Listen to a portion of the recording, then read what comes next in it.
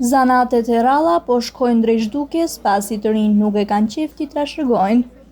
Por ndryshe është për familjen e Adem Demirin nga fshati Zibërhane i bashkisë Klos. 76 vjeçari ushtron zanatin e orndrejshësit për të paktën 40 vitesh. Ademi na tregon se këtë zanat e ka trashëguar nga babai i tij, por në familjen Demiri ky zanat ka shkuar në trashëgim pasi ato e ushtron edhe djali i Ademit Musaj, i cili jeton prej shumë vitesh në Tiranë. Ka 20 vjet se e kom ushtru këtë profesion. E kemi pas trashëgim një. Baba im ka punu me Shabat Ufinën. Në kohën e Italisë ka ardhur të hap dyqan në Burrel deri në vitin 63. Mësënaj kaluan në privat. Nuk i lanë mu futëm shtet në 63-shin. Nuk u futëm shtet, e lam, filloi sistemi i kooperativës dhe këto, nuk ka ushtrova ma. Punova në ndërtimia, mësënaj ushtrova përsëri zanatin e babës, për 20 vjet. Ka, quni im puno sa qenë Tiranë.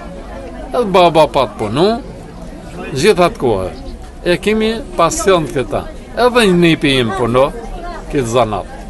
76 vjeçari Adem Demiri më së shumti punon nga shtëpia e tij që e ka në fshatin Zibërhane, por çdo të diel ai zbret në qytetin e Klosit ku zhvillohet pazar dhe shërben për jo vetëm banorët e Zibrit, por gjithë matit. Ademi shprehet se këtë punë e bën më shumë për pasion, por pse jo edhe për të ndihmuar pensionin e tij me të cilin nuk mbulon dot të gjitha shpenzimet.